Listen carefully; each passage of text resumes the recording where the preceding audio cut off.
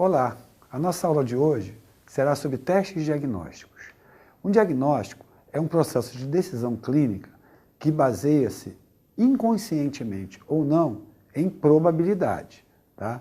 É bom ressaltar que os testes diagnósticos são utilizados no diagnóstico clínico de um médico com o seu paciente ou de um profissional de saúde com o seu paciente, na triagem, no screening, né? Ou então na pesquisa. Então, eles têm utilidade nessas três esferas. Um teste diagnóstico é utilizado para determinar a presença ou a ausência de uma determinada doença em determinados indivíduos que apresentam sinais e sintomas. Eu também posso utilizar um teste de triagem, que vai identificar, num grupo de indivíduos assintomáticos, aqueles que têm a doença ou não. No caso, o teste diagnóstico ele será realizado após um teste de triagem para confirmar o diagnóstico definitivo que eu coletei antes na minha triagem. Como é que eu uso o teste diagnóstico na clínica? Ele é usado basicamente para identificar ou confirmar a presença de doença ou alguma situação relacionada à saúde, avaliar a gravidade do quadro clínico, estimar o prognóstico daquela doença e monitorar a resposta a uma determinada intervenção clínica ou intervenção terapêutica que eu esteja fazendo. Exemplos de testes de screening. Né? Os testes de screening, como eu disse, são utilizados nas populações, como um todo, assintomáticas, para detectar a presença ou não de uma determinada doença, que depois, muitas delas, irão para testes mais específicos para confirmar ou não aquele diagnóstico. Alguns dos exemplos, o mais comum, mais utilizado, é o exame de Papa Nicolau, para avaliar a displasia ou câncer de colo uterino. É um exame que a gente recomenda, né, regularmente nas mulheres. A própria mamografia, a mamografia para câncer de mama, né, a pressão arterial para a detecção de hipertensão arterial, o PSA para câncer de próstata e aquele famoso teste do pezinho que a gente faz em recém-nascidos para a detecção precoce da fenilcetonúria. Dois conceitos, na verdade, muito importantes quando se fala em teste diagnóstico, é o de validade versus confiabilidade, que do ponto de vista epidemiológico eles são distintos.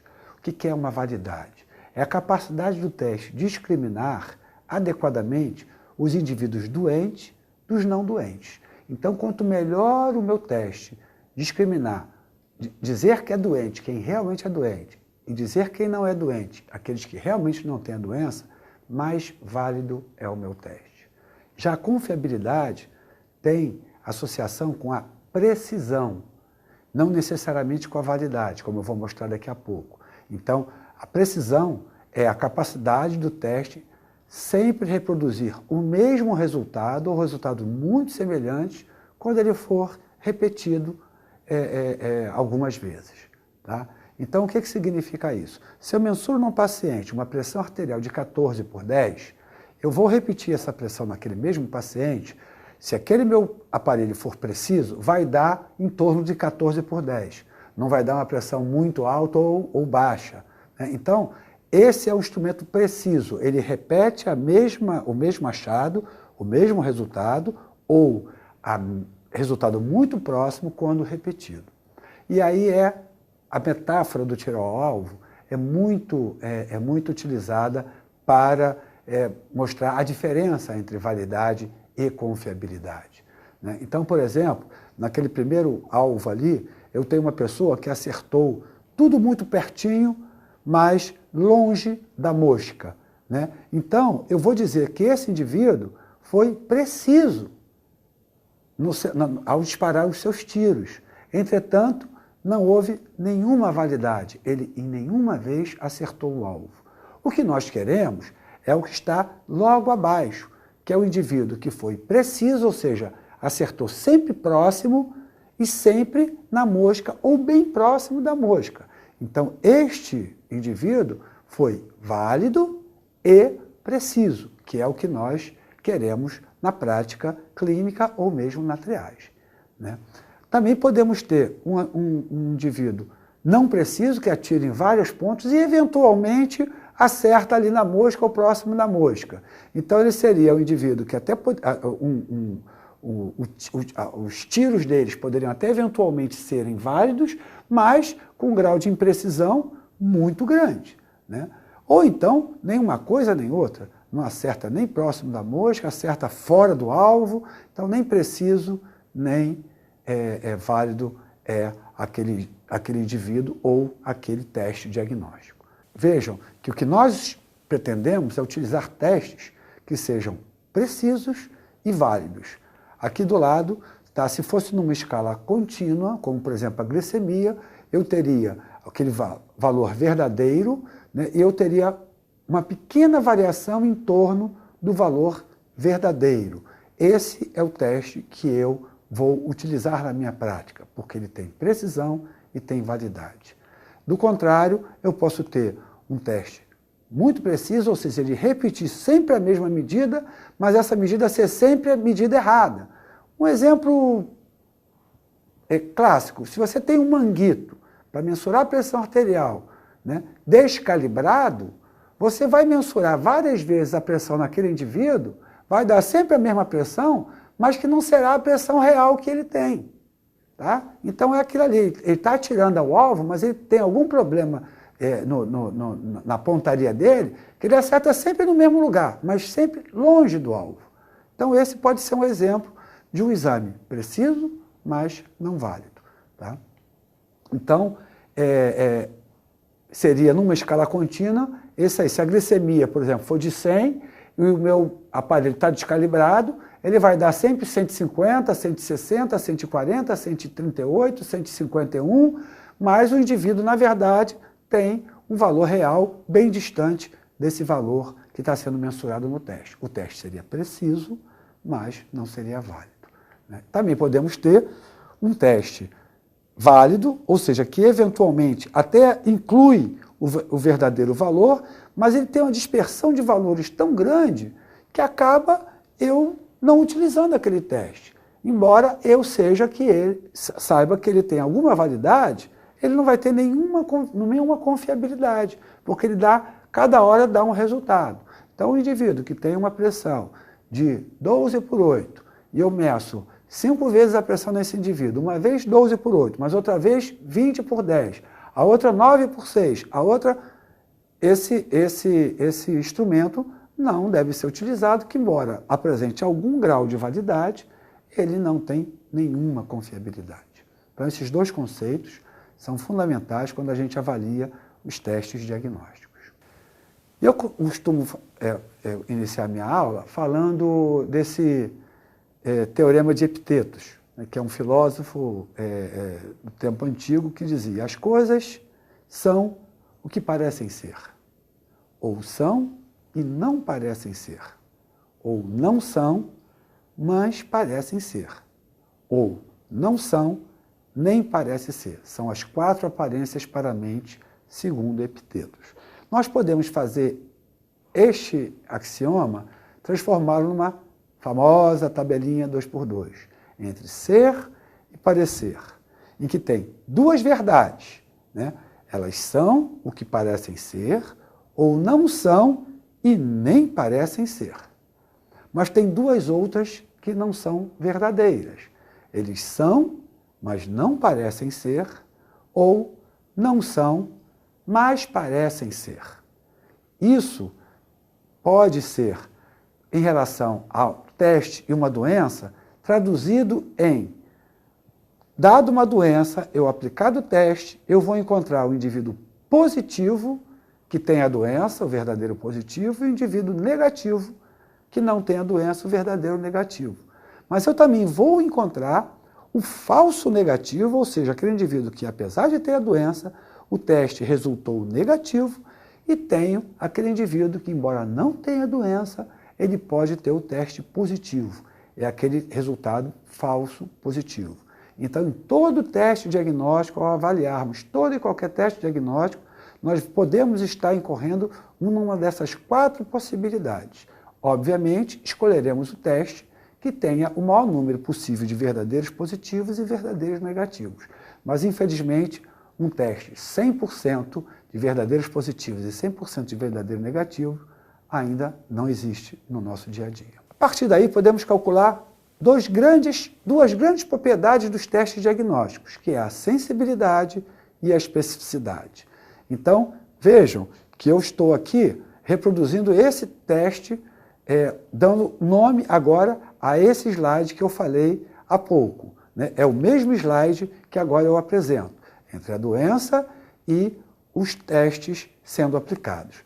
Ali o doença, só uma importante referência, na verdade o doença ali não é a doença, porque se eu já sei que o indivíduo é doente, para que eu vou testá-lo? Não é verdade? Mas na prática eu não sei se o indivíduo é doente ou não.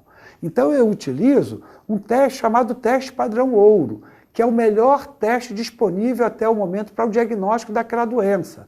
Tá? Então eu vou considerar que no meu teste padrão ouro o que é positivo como doente e o que é negativo como não doente. E aí aplico um outro teste novo que eu queira avaliar. E eu tenho duas propriedades que são inerentes ao teste, que não mudam em lugar nenhum do mundo para aquele mesmo teste, que é a sensibilidade e a especificidade. A sensibilidade significa que todos os pacientes com a doença aqueles que eu consigo verdadeiramente detectar. Ou seja, a sensibilidade de um teste é a probabilidade do teste resultar positivo na presença da doença. E ele vai avaliar a capacidade que o teste tem de detectar a doença quando ela está presente. Voltando ao slide anterior, vejam que a sensibilidade é o A, verdadeiro positivo, sobre todos os doentes, que é o verdadeiro positivo e o falso negativo. Isto é a sensibilidade de um teste. Vocês podem ver aí que a probabilidade do teste dar positivo na presença da doença.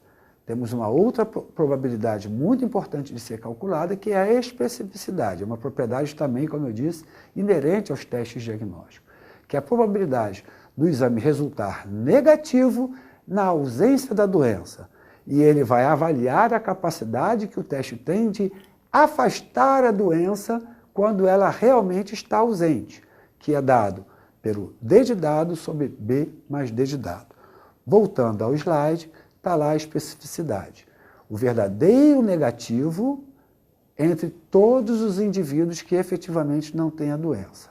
Então, ela vai ser a probabilidade de dar negativo na ausência de doença naquele indivíduo. Então, sensibilidade e especificidade são duas propriedades inerentes ao teste diagnóstico. Quando é que eu uso um teste sensível e quando é que eu uso um teste específico?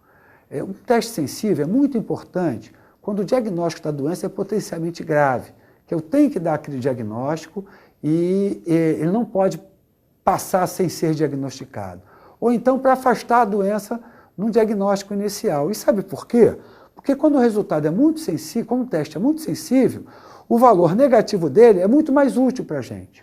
Veja, se eu aplico um teste muito sensível no indivíduo e ele resultar negativo, a probabilidade dele ser negativo é muito, muito alta, que é dado pelo aquilo que está escrito aí, que é o VPN, que é o valor preditivo negativo. Da mesma forma, um teste muito específico eu utilizo particularmente quando um resultado falso positivo vai ter muitas consequências para o indivíduo. Imagine eu dar um diagnóstico para um indivíduo de uma doença grave ou que seja estigmatizada, sem eu ter a certeza absoluta de que é verdade que aquele indivíduo tem a doença. Então eu tenho que objetivamente, além de fazer um teste sensível, partir para um teste muito específico para ter a certeza. Até porque ele é um teste que vai confirmar aquele diagnóstico, porque um teste muito específico, será muito útil quando o seu resultado for positivo. E aí tem um conceito que eu vou dizer mais adiante, que é do valor preditivo positivo do teste. Agora falaremos de outra propriedade dos testes diagnósticos, que é o seu valor preditivo, que pode ser tanto o valor preditivo positivo quanto o valor preditivo negativo. Tá? E o que significa o valor preditivo? O valor preditivo positivo é a proporção de verdadeiros positivos sobre todos os indivíduos que resultaram positivo no teste. Ou seja, ele vai expressar a probabilidade de um paciente com teste positivo ter a doença. Vejam que é diferente da sensibilidade. A sensibilidade, o que é? A sensibilidade é a probabilidade do teste resultar positivo, dado que o indivíduo está doente. Agora, o valor preditivo positivo e negativo é depois do teste realizado. É quando eu recebo o teste e ele vem lá, positivo ou negativo. Eu me pergunto, qual é a probabilidade desse indivíduo, tendo o teste positivo, ter a doença? Então, o valor preditivo positivo é dado pela fração entre o A sobre A mais B. Ou seja, é todos os verdadeiros positivos dividido por todos os indivíduos que resultaram positivo. Este é o valor preditivo positivo de um teste. Já o valor preditivo negativo é a proporção de verdadeiros negativos em todos os indivíduos que resultaram negativo. Ou seja, vai expressar a probabilidade de que um dado paciente que fez o exame, então vejam, ele já fez o exame veio negativo, a pergunta é, qual é a probabilidade desse indivíduo que resultou negativo nesse exame realmente não ter a doença? O valor preditivo negativo é a fração que divide todos os verdadeiros negativos dividido por todos os pacientes que resultaram negativo no meu teste. Então, esta é a forma de eu avaliar o valor preditivo negativo de um teste. E quais são os determinantes do valor preditivo de um teste? Em primeiro lugar, a sua sensibilidade e a sua especificidade, que nós vimos são características inerentes ao teste. Mas também a prevalência da doença na população vai influenciar, que é o que a gente chama de probabilidade pré-teste. Então, influencia o valor preditivo, positivo ou negativo, a sensibilidade do teste, a especificidade do teste e a prevalência da doença na população.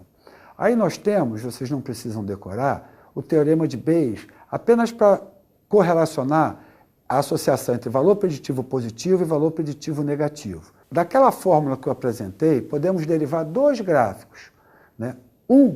Avaliando o valor preditivo positivo de um determinado teste aplicado a várias populações com distintas prevalências. Então, nós temos nas abscissas, né, a prevalência e nas ordenadas o valor preditivo positivo. Então, veja que eu apliquei 4 testes. O primeiro, lá em azul, com alta sensibilidade e alta especificidade.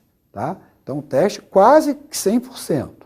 Mas, ainda assim, ele, quando aplicado numa prevalência muito pequena da população, né, por exemplo, a prevalência menor do que 10, ele não vai ser próximo de 100% do seu valor preditivo positivo. Né? Ele vai ser abaixo de 100%. Né? Por exemplo, ali, se você estimar mais ou menos 5%, você vai ver que o valor preditivo positivo vai dar em torno de 80%. Se diminuir mais ainda, para 1%, o valor preditivo positivo vai ser muito mais baixo. Então, mesmo um teste com alta sensibilidade, com alta especificidade, quando aplicado numa população com baixa prevalência da doença, tenderá a ter muitos resultados falso positivos e, portanto, o valor preditivo positivo será baixo. Tá? Uma característica, mudando agora radicalmente, eu reduzindo a especificidade do teste. Tá? Mantive a sensibilidade de 99%, mas reduzi a especificidade para 70%. Olha o que ocorre. Dramaticamente, o resultado modifica-se. Por quê? Porque esse teste, o resultado positivo dele não vai ser muito, não vai expressar a realidade. Né? Então, o valor preditivo positivo tem a ver com a sensibilidade, com a especificidade e também com a prevalência da doença na população, nesta relação que vocês estão vendo aí nesse slide. O valor preditivo negativo também da mesma forma. Vejam o exame azul, né, que tem alta sensibilidade e alta especificidade. Quando ele é aplicado num grupo que tem muita alta prevalência da doença, né, o resultado negativo dele vai ser pequeno. O valor preditivo do resultado negativo vai ser pequeno. Vejam lá, quando a gente tem uma prevalência acima de 90, né, o valor preditivo negativo dele cai vertiginosamente. E veja o impacto que ocorre no valor preditivo negativo Quando eu reduzo a sensibilidade do teste, vejam, que é a curva vermelha, né? A sensibilidade eu baixei para 70% e a especificidade eu mantive em 99%. O impacto grande que deu, reduzindo bastante o valor preditivo negativo do meu teste. Então, como eu já mostrei pelo gráfico, o valor preditivo varia conforme a prevalência da doença. Tá? Para o mesmo teste, quanto maior for a prevalência da doença, maior será o seu valor preditivo positivo e menor será o seu valor preditivo negativo. Tá? Quanto mais sensível o teste, melhor o seu resultado negativo, melhor o seu valor preditivo negativo. Quanto mais específico o teste, melhor o seu valor preditivo positivo. Então, por exemplo, eu uso um teste de triagem no banco de sangue, um teste altamente sensível. Por quê? Porque eu quero que aquele resultado, eu vou confiar, quando ele der negativo, eu vou transfundir aquele sangue. Se ele deu positivo, eu descarto o sangue, mas não digo para o paciente que ele está positivo. Eu sou obrigado a chamá-lo e fazer outros exames para confirmar aquela condição. Tá? Então, os testes sensíveis são muito utilizados no screening, na população ou em bancos de sangue. Já os testes específicos são muito utilizados para confirmar um determinado diagnóstico dado por outros exames anteriores. Aí nós temos um exemplo da relação numérica entre a prevalência de uma doença, né, e o valor preditivo para um mesmo teste que tem lá sensibilidade e especificidade de 90%, quando aplicado numa prevalência de 1%, vejam que somente 8% será verdadeiro positivo. Mas, dando negativo, quase 100% deles serão verdadeiros negativos. Do contrário, se eu aplico numa população com uma prevalência altíssima, por exemplo, 70%, é uma prevalência extremamente alta de uma doença na população. Se eu aplicar esse mesmo teste, ele vai me dar, se ele resultar positivo, quase 96% das pessoas serão verdadeiros positivos. No entanto, se ele resultar negativo, 20% deles serão falsamente negativos e 80% serão verdadeiros negativos. De 90%, então, nem se fala. Se o positivo quase que a totalidade será verdadeiro e positivo, nos negativos a metade será falso, um resultado falso negativo. Então, vejam o impacto que tem a prevalência de uma doença no uso de um teste diagnóstico. Aí um exemplo concreto, publicado na literatura, que é o teste de esforço para diagnóstico de doença coronariana, um estudo de meta-análise feito com um número grande de indivíduos. Então veja, uma mulher jovem com uma dor atípica, uma dor torácica atípica. A probabilidade dela ter alguma doença coronariana é cerca de 5%. Aí eu faço o teste de esforço para ela. Se resultar positivo, ele vai ser verdadeiro em 16%. E se ele resultar negativo, aí eu vou ter uma certeza de que realmente é muito provável de ser negativo. Então ele serve para afastar. Se ele for negativo, eu fico mais tranquilo, ela não deve ter uma doença coronariana. Agora, se ele resultar positivo, eu não posso confirmar que ela tem a doença coronariana, porque o valor preditivo positivo é de apenas 16%. Já num homem com 40 anos, com dor atípica, a probabilidade dele ter uma doença coronariana é muito maior. É estimada em torno de 50%. Eu faço o teste de esforço nele. Se deu positivo, ele tem 78% de ser um indivíduo com doença coronariana. Se ele foi negativo, ele tem 73% de não ter a doença coronariana. Num paciente de risco, que é aquele homem de 45 a 55 anos, com uma angina típica, ele tem uma probabilidade de 90%. Se eu faço um teste de esforço nele e o resultado vier positivo, eu praticamente quase que asseguro que ele tem doença coronariana. Mas se o resultado vier negativo, eu não posso afastar doença coronariana nesse indivíduo, porque somente 23% dos resultados negativos serão verdadeiros negativos. Então, esta avaliação é fundamental que nós tenhamos no momento do diagnóstico de algum paciente.